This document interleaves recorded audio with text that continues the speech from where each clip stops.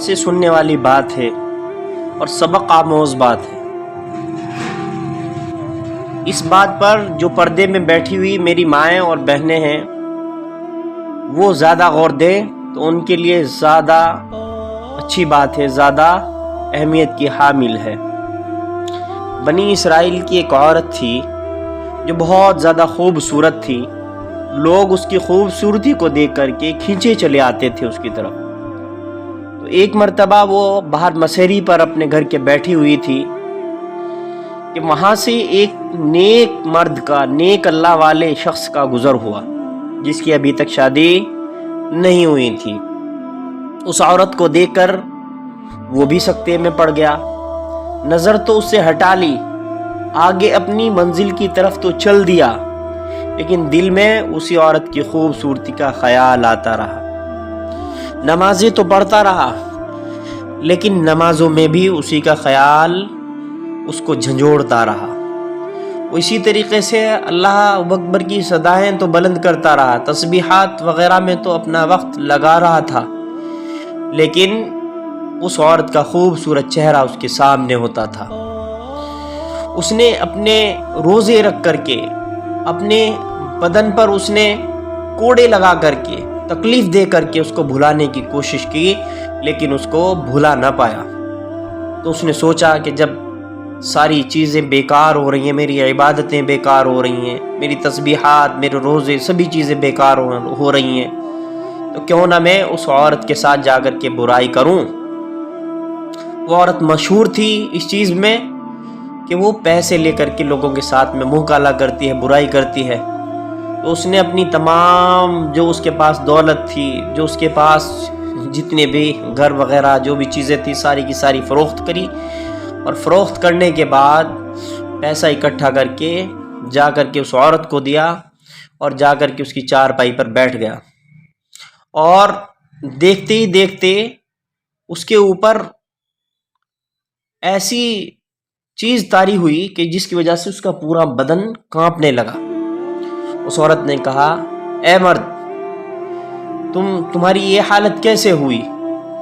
اس شخص نے کہا کہ میں نیک ہوں، اللہ والا ہوں، اور پورا ماجرا سنایا۔ اس نے کہا کہ میں تمہارے ساتھ کوئی بدفعلی نہیں کروں گا، اور واپس ہو لیا۔ اس عورت نے کہا کہ اب میں تمہاری قیمت، تمہارے پیسہ دیا ہوا واپس نہیں کروں گی۔ اس نے کہا مجھے اس کی ضرورت بھی نہیں ہے۔ پہنچا اللہ کی بارگاہ میں، پہنچا مسجد میں، اپنی پیشانی کو اللہ کے سامنے رکھ کر کے رویا، گڑ گڑایا، توبہ کی، استغفار کیا، اللہ کو کہا، اے اللہ، تیرا یہ ناکارہ بندہ، تیرا یہ حقیر بندہ کچھ وقت کے لیے بہک گیا تھا۔ یا اللہ، میرا مقصد بھی تو ہے، میری منزل بھی تو ہے۔ یا اللہ، تجھی کو تیری رضا کے لیے ہی میں زندہ ہوں، تیری عبادت کے لیے ہی میں اپنا وقت صرف کر رہا ہوں، میری دولت سب کچھ تجھ پر قربان، اللہ تو نے مجھے بچا لیا۔ اور پھر اسی طریقے سے عبادت میں مشغول ہو گیا۔ لیکن اس کے پاس کچھ وقت کے لیے بیٹھا تھا تو اس عورت کے دل میں یہ گمان آیا، خیال آیا کہ ایک اللہ والا اتنا نیک ہے کہ میرے کام کو سن کر یہی میرے پاس بیٹھ کر کے اس کے اوپر اللہ تبارک و تعالیٰ کے اتنا خوف طاری ہو گیا کہ اس کا بدن ہلنے لگا تھا۔ وہ یہ باتیں اپنے دل میں لے کر کے وقت کے جو نبی تھے حضرت موسیٰ علیہ السلام، ان کے دربار میں حاضر ہوئی، اور جا کر کے ایک شخص کو کہا کہ میرا پیغام حضرت موسیٰ علیہ السلام تک پہنچا دو۔ حضرت موسیٰ علیہ السلام کے پاس اس شخص نے جب یہ بات پہنچائی تو حضرت موسیٰ بھی غصے سے لال پیلے ہو گئے، ان کے اوپر بھی غصہ طاری ہو گیا، ان کے بال بھی غصے کی وجہ سے کھڑے ہو گئے، ان کے رونگٹے کھڑے ہو گئے کہ یہ لوگ سب کے سب جن کو میں نصیحتیں کر رہا ہوں یہ سنیں گے کہ فلاں عورت حضرت موسیٰ علیہ السلام کو بلا رہی ہے، تو سب لوگ کیا سوچیں گے کہ موسیٰ کا بھی ایسی عورت سے تعلق ہے، یا کچھ اور بات سوچی ہو۔ خیر، حضرت موسیٰ بہت غصے میں ہوئے اور اس شخص کو ڈرا دھمکا کر کے واپس بھیج دیا۔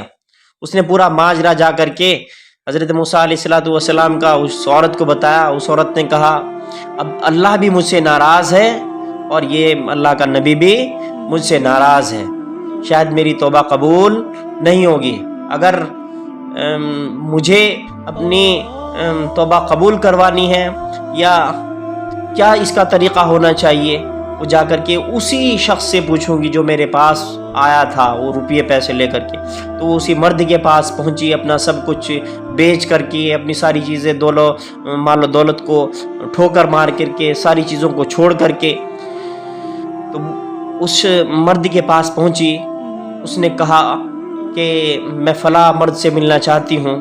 तो जब उसके पास ये ख़बर पहुंची तो उस मर्द ने सोचा कि ये औरत जिसके साथ मैंने बदफैली नहीं की थी, शायद वो मेरे साथ बदफैली करने के लिए मेरा पैसा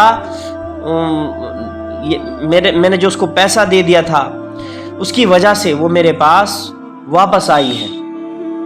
तो उसने जब उस औरत के बारे में सुना तो चीख मारी और ढेर हो गया, खौफ की वजह से, अल्लाह के डर की वजह से कि शायद वो मुझे फिर इस काम की तरफ उभारेगी। उस औरत ने वापस अपने कदम बढ़ाए और 3 दिन बाद फिर उनके घर आई और आकर के पूरा माजरा सुनाया। तो मरने वाले शख्स का एक भाई था, उसने उससे निकाह किया और फिर उससे 7 बेटे हुए जो बनी इसराइल के 7 बड़े वली हुए, 7 बेटे उस औरत के हुए। मेरी प्यारी माओं और बहनों, हम सभी को इस वाक़े से सबक हासिल करना चाहिए और ये सोचना चाहिए, समझना चाहिए कि एक औरत जो इतनी बदकार थी, इतनी गुनहगार थी, जो बदफैलियाँ किया करती थी, जिसका काम यही था, जब वो भी तौबा करने पर आ जाए तो वो तौबा कर लेती है और मेरा अल्लाह जब तौबा कबूल करने पर आ जाता है तो ऐसी औरतों की भी तौबा कबूल कर लेता है।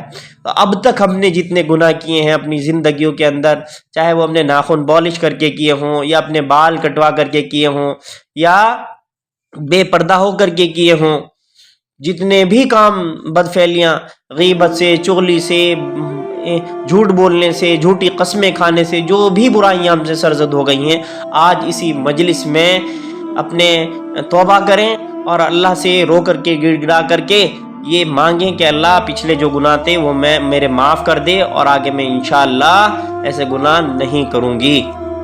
फिर अल्लाह तबारक व तआला की रहमत जोश में आएगी और फिर दुनिया और आखिरत में हमें सुरखरुई हासिल होगी। तुम्हारी कोख ऐसी है कि जिसकी वजह से, जिसमें अगर तुम नेक काम करोगी तो बुजुर्ग पैदा होते हैं, और अगर तुम नेक काम नहीं करोगी, अपने गुनाहों से तौबा नहीं करोगी, इस्तिग़फ़ार नहीं करोगी, फिर तुम्हारी कोख से ही वो लोग जो डांस करते हैं, वो लोग जो गाने गाते हैं, वो लोग जो बुरे काम करते हैं, वो भी तुम्हारी कोख से ही पैदा होते हैं। हाथ में तुम्हारे है कि कैसे तुम्हें अपनी औलादों को बनाना है, कैसे तुम्हें अपनी औलादों को बिगाड़ना है। सीधा रास्ता, सच्चा रास्ता भी तुम्हारे सामने है और बुराई वाला रास्ता भी तुम्हारे सामने है।